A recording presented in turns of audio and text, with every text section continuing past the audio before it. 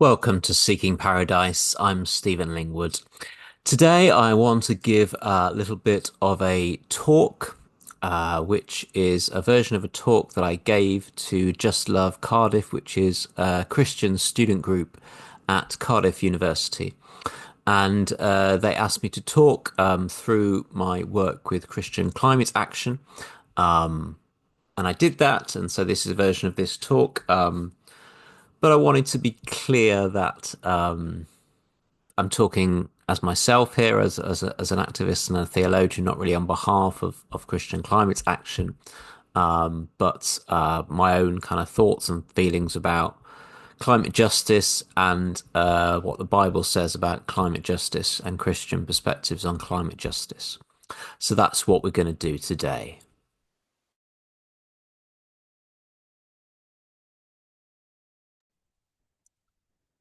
So I am part of Christian Climate Action in Wales, but as I say, this is my own quick kind of thoughts about climate and climate justice.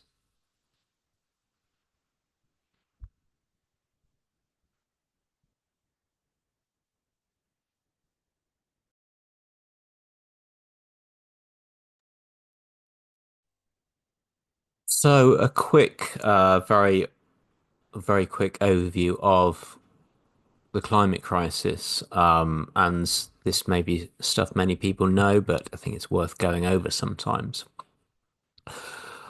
What climate change is the overall average temperature going up in the UK and in the world, of course, and it's caused by the burning of fossil fuels, primarily, somewhat animal agriculture and deforestation. If we're cutting down trees that we otherwise would be absorbing carbon dioxide, then that increases the amount of carbon dioxide in the atmosphere, which increases global warming, which is a problem we're facing increasingly, and maybe facing quite a lot at the moment. And it's one of those feedback loops. Is the problem is that climate change causes more forest fires, and that means there's less forests, and that means there's less forests to absorb the carbon dioxide, which means there's more climate change.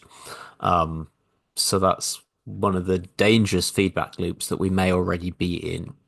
We're now at 1.2 degrees Celsius above pre-industrial temperature, average.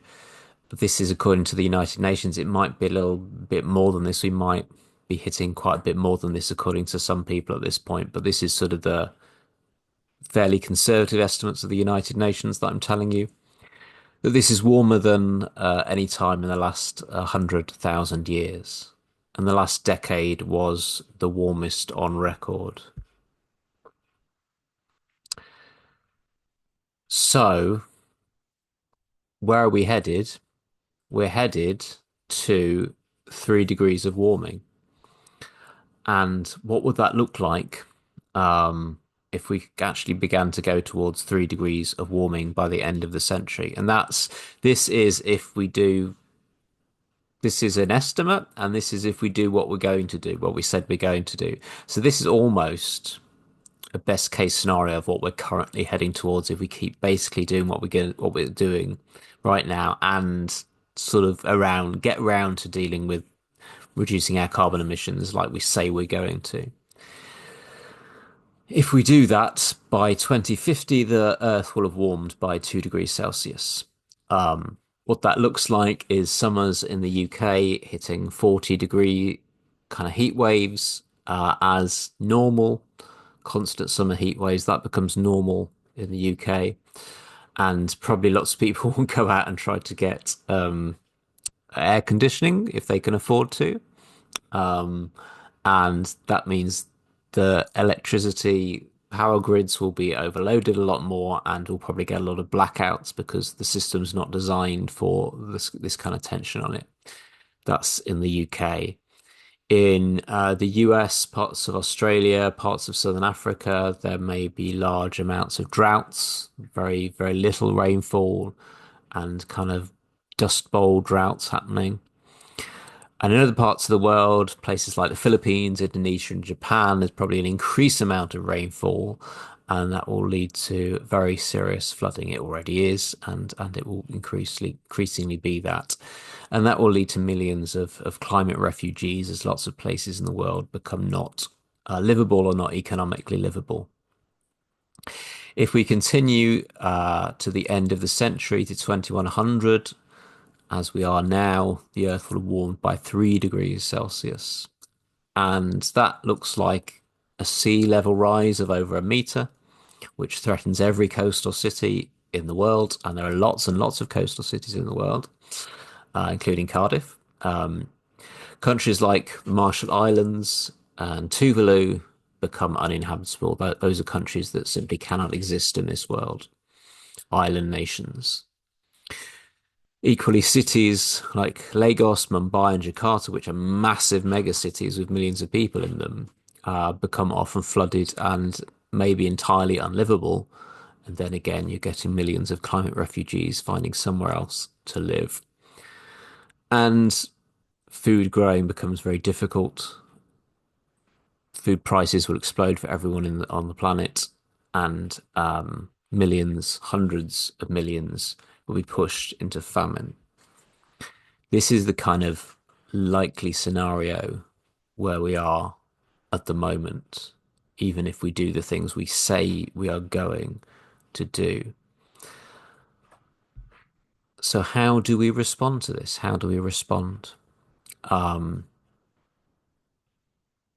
how do we respond as Christians?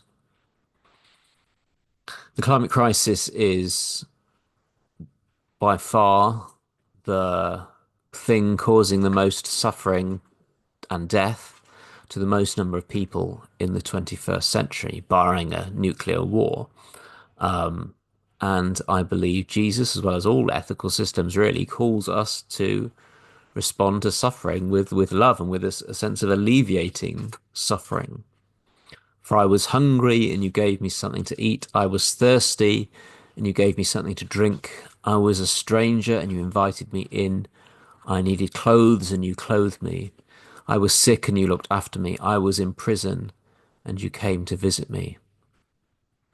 Matthew 25. We could add to that, I was flooded. I was thirsty. I was hungry. My home was destroyed. My crops failed. I couldn't afford to buy food. And what did you do? What did you do? Jesus told us what matters most is love of God and love of neighbor. And I think love means not just mopping up someone's blood, but it's not really responsible to mop up the blood of suffering if we are causing the suffering in the first place. That's not really an ethical position. If we are within a system that is causing that suffering and all we're offering is mopping it up, and we have a possibility to prevent the suffering in the first place, then that is just an extension of that love. And when people asked Jesus what he meant by neighbor, he told the story of the Good Samaritan, which is a story of someone acting with love who's most different ethnically and religiously from his listeners. So he was saying our neighbor is those most different from us, those most far away from us culturally and in every sense. And in our globalized world, we're all connected. You know, COVID showed that it didn't affect one part of the world. You know, there was a virus and it was everywhere in the world because the world is connected. Everything we're doing affects every other person on the planet. So loving neighbor involves engaging with every single person on the planet and acting in a way that does not cause suffering to every single person on the planet. And it's not just other people in other parts of the world, of course, it's us as well. This will affect us. Cardiff is a coastal city. My home in Cardiff is threatened by climate change, as Cardiff is threatened by climate change. And our food prices will go up as well, and we will be struggling economically and otherwise through climate change. So it's being concerned with ourselves as much as being concerned with the people as well.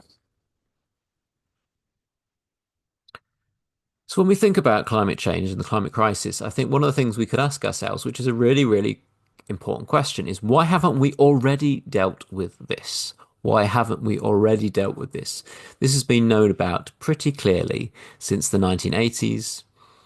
And why aren't we now telling a story that, oh, look, we noticed this very serious problem was that was going to kill millions of people was happening in the 1980s. We noticed it, so we started dealing with it, and we set about a plan of 40 years going away from fossil fuels so we could stop burning, putting carbon dioxide into the atmosphere. And the 1980s, 1990s, 2000s, 2010, 2020s, and now we're coming to 2020s, 2030s, and we're telling the story like we solved this problem. Why isn't that the story we're telling right now? Why haven't we already dealt with it when we could have done? We could have already dealt with it. We could be coming to the end of the process of dealing with it. Why, why isn't that the story we're telling? Um, and there's a very good answer to that question of why isn't that the story we're telling, which is that very, very rich and very, very powerful forces have made sure that that doesn't happen. I remember listening to Bill McKibben, a climate activist of long standing, say something, a talk I heard him give a number of years ago. And I can't remember anything else about this talk, but the one thing I remember him saying was that I used to think that I was in a debate about climate change. I used to think that I was in a discussion about climate change. And it took me 20 years to realize that I wasn't in a debate, I wasn't in a discussion, I was in a war. And it was a war that I was losing. The fact is, the world is on fire. There is this massive thing happening in the world, and there are arsonists. There are arsonists for this fire who are and who continue to pour oil on the flame of the burning world. And they have lots of power. And that's why we're losing. And that's why we haven't already dealt with this issue. Because powerful forces have spent the last 40 years making sure that we don't. Because dealing with climate action would stop some people making some money. It would involve doing something that threatens the system that we're in at the world. And so there are forces that prevent us doing this. There are forces that are attending the COP conferences, making sure they're ineffective. There are people who take the presidents and the prime ministers out for lunch. There are think tanks that give papers that help the politicians. And that's why we haven't already dealt with this. Who are these people? Who are these powers? They are certain politicians and political powers, political parties. They are oil companies. They are banks. They are think tanks, and they are financial sectors.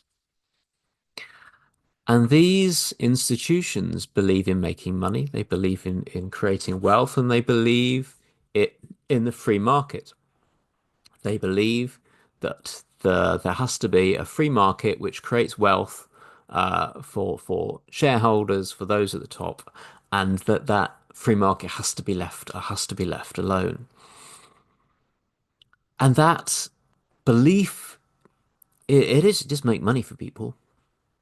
But it's not simply that it makes money for people. It's a kind of a religion in itself. It is a kind of a belief system. It's a kind of a religious belief that economics has to look like this, and there is no alternative. It's a fundamentalist religion as well. It doesn't say doesn't tolerate any pluralism. It says this is the way it has to be.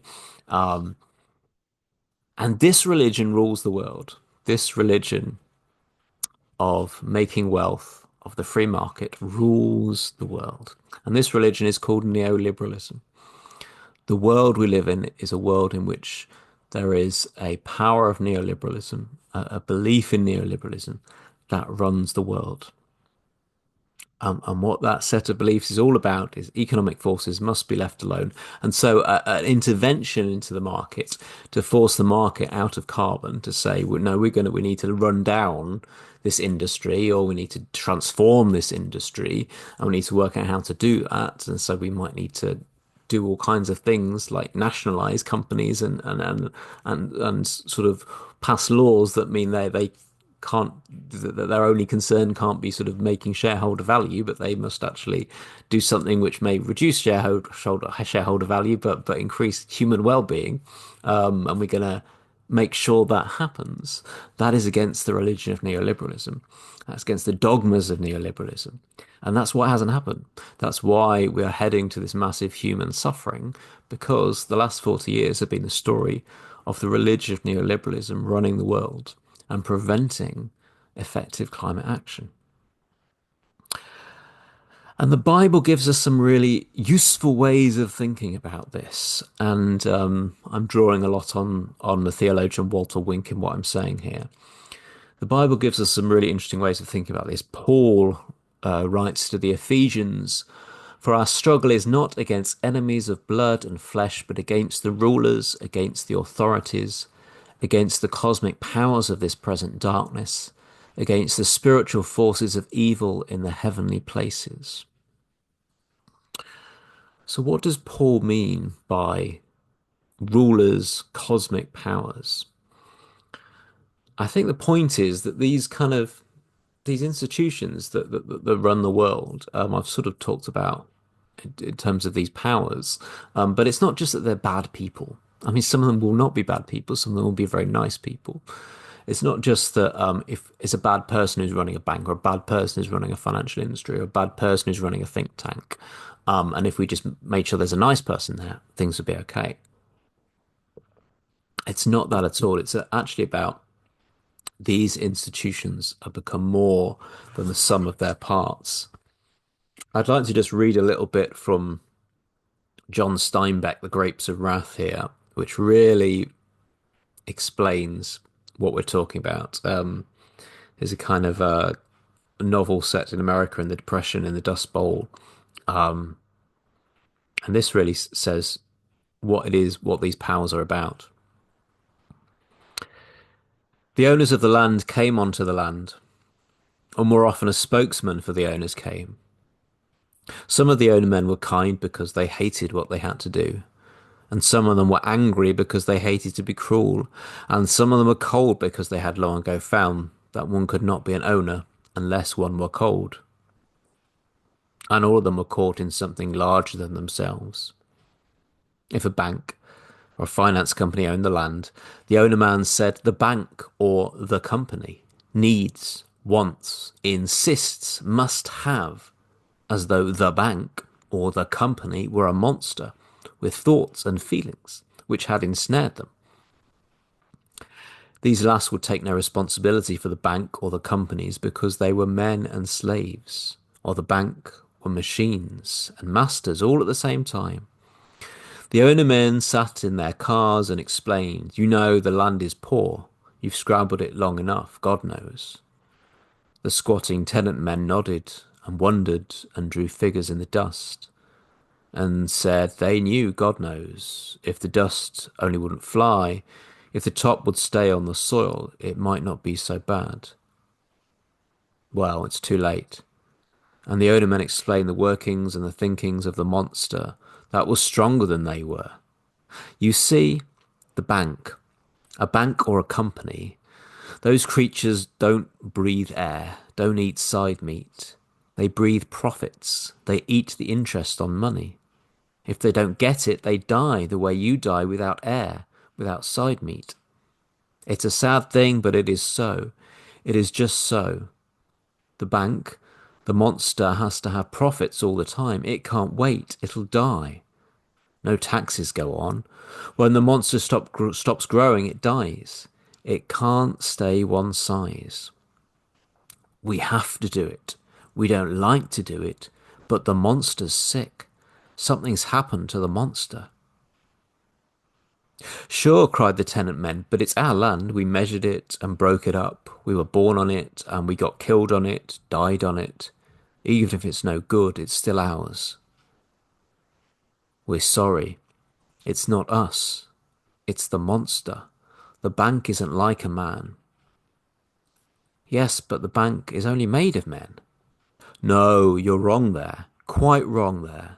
The bank is something else than men. It happens that every man in a bank hates what the bank does, and yet the bank does it. The bank is something more than men, I tell you. It's the monster. Men made it, but they can't control it.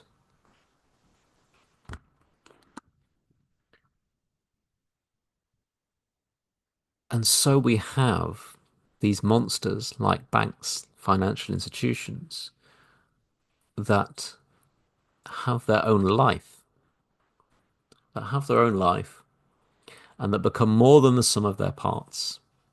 It's not just that they're useful tools that we humans can use, it's that they become things in themselves. And these things have a kind of a spirit to them that makes them do what they do. And that's kind of what a cosmic power is in the way Paul writes about it. It's kind of these institutional monsters that run the world. And whether that was the Roman Empire in the time of Paul and the time of Jesus, or whether it's the empire of neoliberalism, which is the global empire that runs our world today, it's the same. These are monsters that should be there just as ways to for humans to organize ourselves in a useful way for well-being. But how can they be when they actually are leading to such disastrous results for human beings and our well-being? And so our struggle is against these cosmic powers, these monsters of empires. Very simple teaching of Jesus. He said, love your enemies. Love your enemies. And love your enemies means two things to me. It means, firstly, that I should expect to have enemies. And secondly, that the way I respond to them is to love them. Love your enemies. Jesus expects us in the sense of when we follow Jesus, it's a way which means having enemies. It's a way in which we can expect to see enemies in the world. In Jesus' time, the Roman Empire, this violent system that was doing economic and physical harm to the people around him, his neighbors, his friends, his people in his village. He would have seen the violence of the Roman Empire, and he would have very clearly known that was the enemy. Our world is built in a different way, but there is still this monster, this cosmic power that is our enemy. But we are to love it. We are to engage with it and with the people within it who are human beings, out of being rooted in the divine love of God that we are connect with through prayer. The transforming power of the love of God is the place that we engage with those enemies, not with their weapons, not with their ways of being, but with the way of God. And so that brings us a little bit to Christian climate action and some of the things we do locally in Cardiff as part of Christian climate action. How do we engage with these powers? First, we identify them. We identify who are those powers? Who are those cosmic powers? As I say, they're the banks, the oil companies, the think tanks, the financial industries that are preventing climate action because they're and funding climate destruction. Most of those things are in London, so a lot of activism inevitably has to be in those financial and political centres in London. Um, but what are those places where these institutions touch base in a local community, in a town, in a city, around the UK? One of those is the High Street Bank. Um, the High Street banks are very invested in fossil fuel financing, underwriting loans and kind of financing those oil companies that are then lobbying at COP and making sure we don't effectively deal with climate change.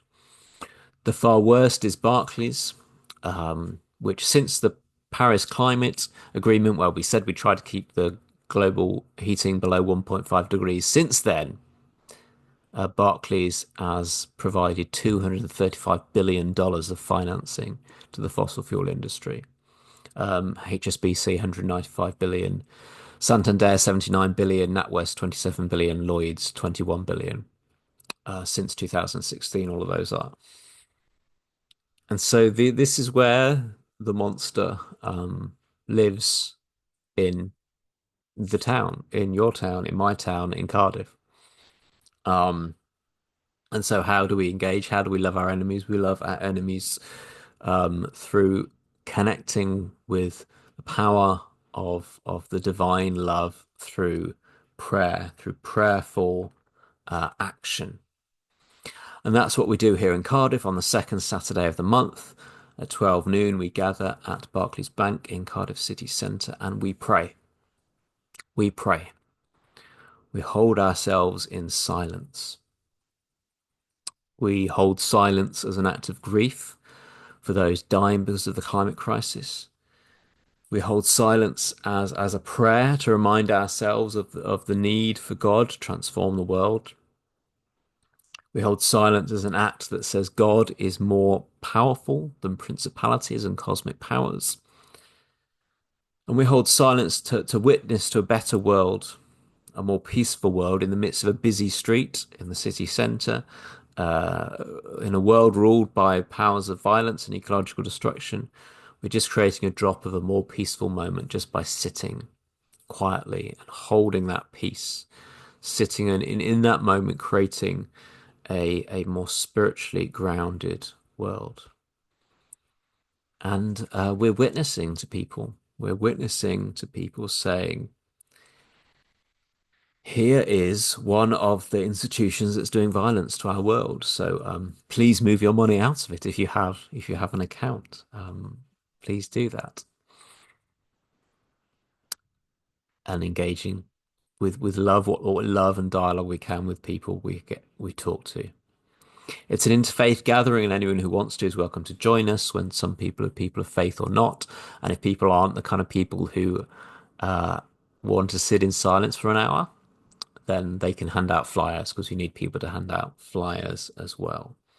Um, and that's what we do, and we continue to do it uh, because this is the way we love enemies, because this is the way we engage the cosmic powers of darkness of this present world that are the powers responsible for the climate crisis. It's worth saying more broadly, talking about Christian climate action, that Christian climate action is a direct action group. It's not necessarily for sort of lobbying or traditional campaigning, though it may do some of that, but it is about getting on the streets and doing things. Some of those things are arrestable. Some of us feel circumstances and conscience leads us to do acts which are pointing to the inconsistency and the injustice of the system we're in by doing acts of deliberately breaking the law and getting arrested to witness to the injustice of the world and the system that we are in. Not everyone in Christian climate action gets arrested. I've not yet. But it tends to be, in my experience, the oldest people who are the most people who get arrested the most, the beautiful, witnessing, powerful elders who sit on the roads and point to these injustices and get arrested. One simple act doesn't transform the world. It never has, but it aligns us with the God who is transforming the world, and that's why we do it. For our struggle is not against enemies of blood and flesh, but against the rulers, against the authorities, against the cosmic powers. But God is greater than these powers, and it's God's continuous work to defeat, to transform, and to redeem these powers. I believe in a God of liberation, and this is what, for me, is the work of participating in that liberation.